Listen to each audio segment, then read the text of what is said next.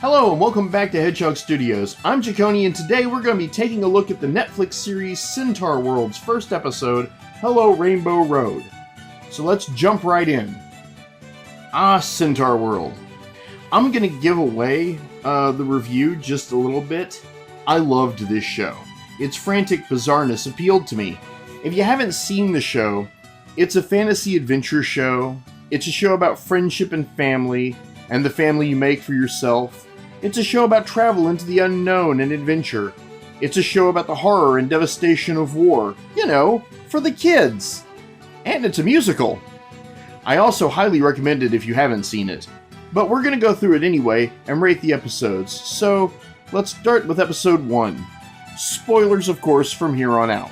We begin our story in a war-ravaged land, with a horse and rider having successfully retrieved a magical MacGuffin artifact that will end the war with the Minotaurs. But upon returning to their village, they find it's been burned and the army is Splitsville. Then the horde of Minotaurs show up, and I'm not gonna lie, this part is pretty frickin' epic. Oh, it's very Dungeons & Dragons. Very much does not prep you for the whiplash of the remaining 75% of the episode. So, after a running fight with the Minotaurs to save the McCartifact-Guffin, Horse goes over a cliff.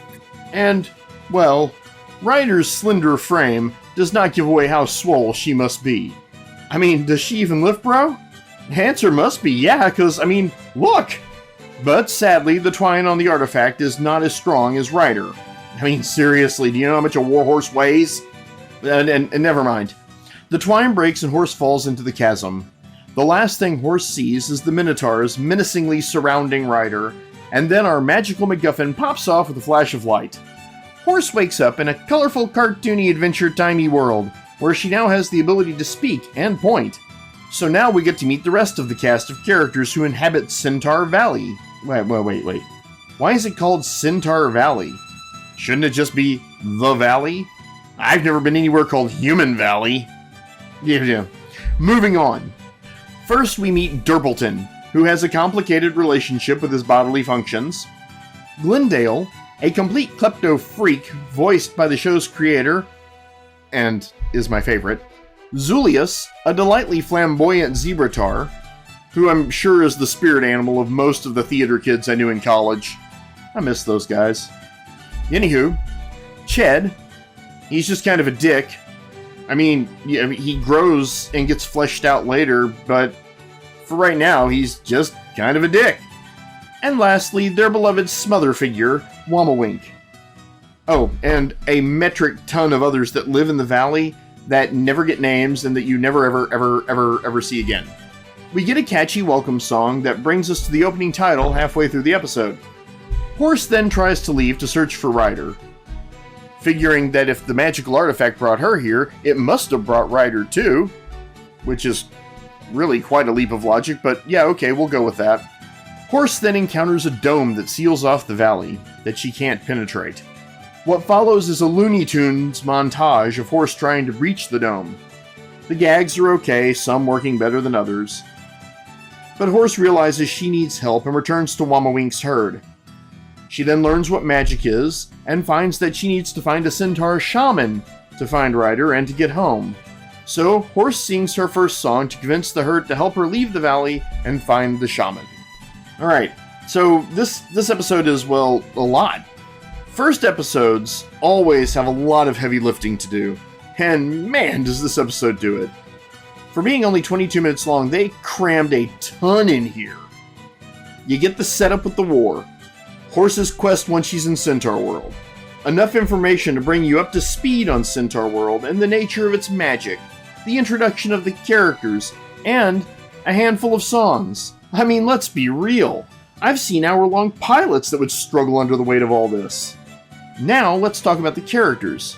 You don't learn a lot about Ryder yet, and that's okay because Horse is the main character and you get a lot of time focused on Horse. Wamawink, being the mother figure and leader of the herd, also gets plenty to do in this episode. She's desperate for a new friend / someone to mother and nurture, but is also afraid that the herd might like Horse more than her. You'll find out later she has major abandonment issues, but that's a whole nother episode. Glendale is next as far as screen time and development goes. I feel like I should have mentioned her portal tummy before this. Yeah, she has a portal tummy where she can store anything, and it may be somewhat evil or sinister in nature, and it talks to her, apparently. This is important many times later. Then there's Ched, Zulius, and Derpleton, who don't really get a whole lot of development in this episode. But, I mean, there's only so much you can do in 22 minutes, and I really cannot say they wasted any of it. Now, out of the herd, I just want to go ahead and touch on this. Derpleton is my least favorite. And I kind of feel bad about that, as he's voiced by Josh Randor, who was Ted on How I Met Your Mother, which is one of my all-time favorite sitcoms. I think Josh Randor is a terrific actor, and he does well in this. And I'm sad that I didn't like Derpleton more. But you know what? Really, Ted was my least favorite character on How I Met Your Mother, so... sorry there, Josh. In the end, here, I think this was a solid episode with a great start for a pilot. The animation is well done, the dialogue is witty and fast-paced. When me and my kid first watched it, it was wild enough and engaging enough that we had to go straight to the second episode immediately. I recommend this with 4.5 out of 5 stars. So that's it. That's the review. Like I said, I loved this show, and I look forward to going through more of the episodes. But for right now, that's what I've got. So, do me a big favor to help this channel grow. Subscribe, like, hit that notification bell, comment, all that stuff. Also, if you want to support us, we have links below for our Patreon and our Twitter. You can follow me on there. Aside from that, I hope you're having a great new year so far. See you later.